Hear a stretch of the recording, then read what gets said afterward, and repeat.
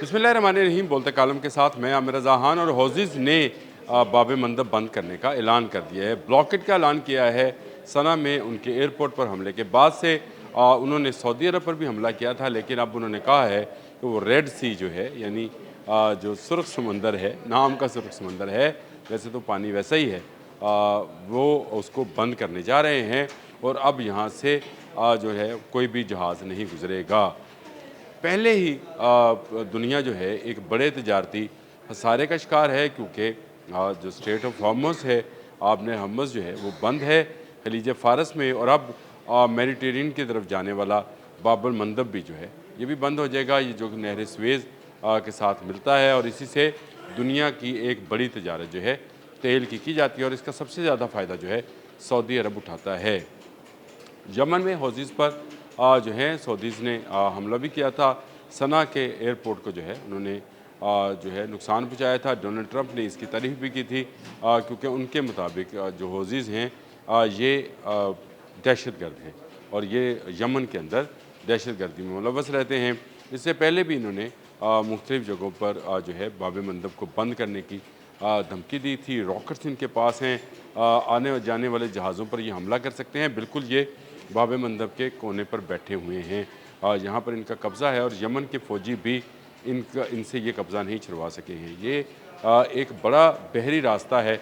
अगर ये भी बंद हो गया तो समझे फिर कि दुनिया की तजारत का 60% हिस्सा जो है वो बंद हो जाएगा। और ये इसका बंद होना जो है वो तेल की तजारत को ना सिर्फ इफ़ेक्ट करेगा, बल्कि मिडल ईस्ट के अंदर जो मुख्तलिफ़ तजारती सामान जो है इसका आना जाना, चले खलीज फ़ारस की तरफ से नहीं है, महंगा पड़ता है कि मेडिटेरियन से नहर स्वेज़ मिस्र से गुज़रते हुए ये इस तरफ आ जाए, बहर अहमर की तरफ आ जाए, और ये यहाँ से जो है रेड सी से फिर सऊदी अरब और बाकी मिडल ईस्ट में तकसीम किया जाए। उसका रास्ता अब हौज़ीज़ ने बंद करने का ऐलान किया है। और ये मैं बहुत दिनों से कह रहा था कि ईरान की प्रॉक्सी है हौज़ीज़। ये ईरान की प्रॉक्सीज़ हैं। अगर इन्होंने बाब मंदब बंद करने की बात की या कोशिश की या उसको बंद कर दिया, तो ये दुनिया जो है, ख़ासकर यूरोप को बहुत बड़ा इफ़ेक्ट होगा। तेल की तिजारत बंद हो जाएगी और यूरोपीय मार्केट जो है वो गिर जाएगी। पहले ही गिरावट का शिकार है यूरोपियन मार्केट, और ऑयल मार्केट के अंदर तेल की कीमतें हर आने वाले दिन के साथ ऊपर से ऊपर जा रही हैं।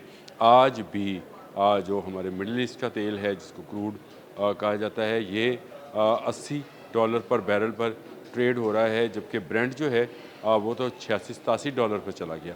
इसी तरह WTI जो अमेरिकन क्रूड ऑयल है, उसकी कीमतें भी सुना है कि 82 के करीब, $82 के करीब जो है वो चली गई है। तो तेल की मार्केटें जो है वो बहुत ऊपर जा रही हैं। लेकिन अगर बाब मंदब बंद करने की ये धमकी पर अमल दरामद हो गया है, हौज़ीज़ ने अभी तो ये ऐलान किया है कि वो सऊदी जहाज़ों को रोकेंगे, यानी फिर वो तमाम ही जहाज़ों को रोकेंगे, सिर्फ सऊदी जहाज़ों का ब्लॉकेट तो नहीं होगा। और ये इसलिए है क्योंकि जो आपने हर्मुज़ है उसका ब्लॉकेट अमेरिका ने कर रखा है। उसका जवाब जो है हौज़ीज़ यहाँ पर देंगे। और इसमें जो है मैं ये समझता हूँ कि एक बड़ी जो है ट्रेड बंद होने जा रही है। हौज़ीज़ बागी जो हैं वो यमन पर कब्ज़ा करना चाहते हैं, और यमन पर कब्ज़ा जो है उनका पुराना ख्वाब है। इसके लिए वो जद्दोजहद कर रहे हैं। ईरान उनको सपोर्ट करता है, और ईरानी सपोर्ट से ही उनके पास जो है मिसाइल सिस्टम भी है, उनके पास अपना खुद का ड्रोन सिस्टम भी है, और उनके पास जो है वो उनके बकौल उनके पास ऐसे लोग भी हैं जो अपनी जान जो है हौज़ीज़ के लिए दे सकते हैं। तो ये एक बड़ी जंग का दूसरी जानब आगाज़ है। यानी पहले आपने हम्मस में आग लगी हुई थी, अब बाब मंदब में भी आग भड़केगी। और उसकी वजह यह है कि कभी सऊदी अरब और मिडल ईस्ट के बाकी ममालिक जो हैं इस आबनाए को हौज़ीज़ के हाथों ब्लैकमेल होकर ब्लॉकेट की तरफ ले जाने नहीं देंगे। ये एक बड़ी जंग का आगाज़ भी हो सकता है, जिसमें सऊदीज़ और बाकी मिडल ईस्ट के ममालिक जो हैं वो भी शामिल हो जाए, क्योंकि उनका तो बिल्कुल ही नातका बंद हो जाएगा। 100% ट्रेड बंद हो जाएगी, तेल की भी और अशिया ज़रूरी की भी। और जब ये 100% बंद होगी तो आप सोच सकते हैं कि फिर क्या होगा। फिर हौज़ीज़ की जो है उसको उनके ख़िलाफ़ जो है कार्रवाइयों का आगाज़ किया जाएगा। और यूँ ये बाबुल मंदब वाला इलाका जो है ये अभी तक भड़का नहीं था।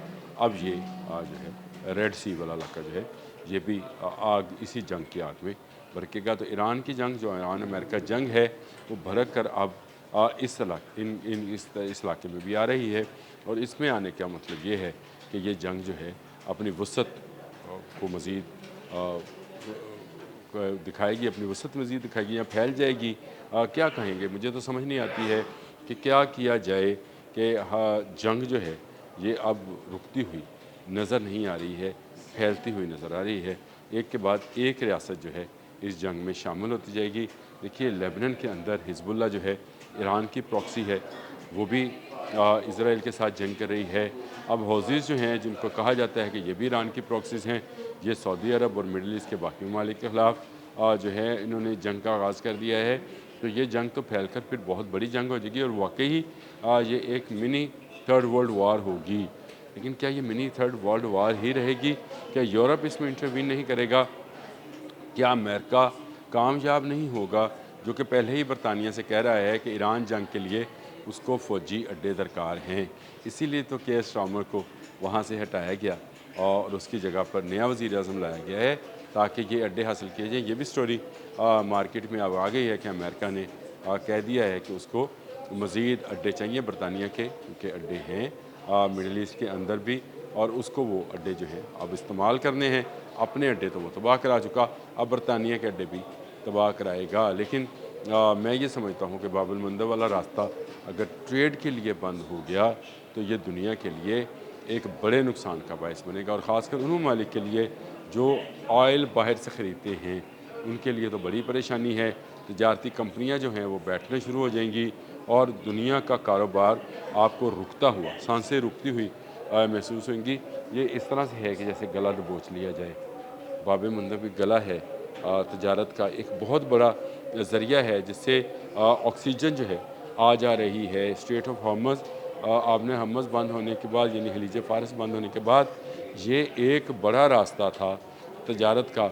अगर ये हौज़िस ने यहाँ पर भी जंग शुरू कर दी और इसको बंद कर दिया, जिसका उन्होंने ऐलान कर दिया है कि वो ब्लॉकेट करने जा रहे हैं, तो ये जंग फैलते फैलते पूरी दुनिया को अपनी लपेट में ले ले और पूरी दुनिया अगर इसकी लपेट में आई तो ये जंग फिर रवायती हथियारों की जंग नहीं रह जाएगी, ये फिर एटमी जंग में तब्दील हो जाएगी और ये समुंदरों में से आग उबलेगी।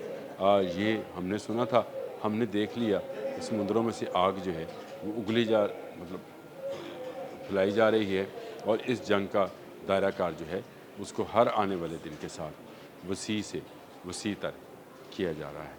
अब तक के लिए इतना ही। अल्लाह हाफ़िज़।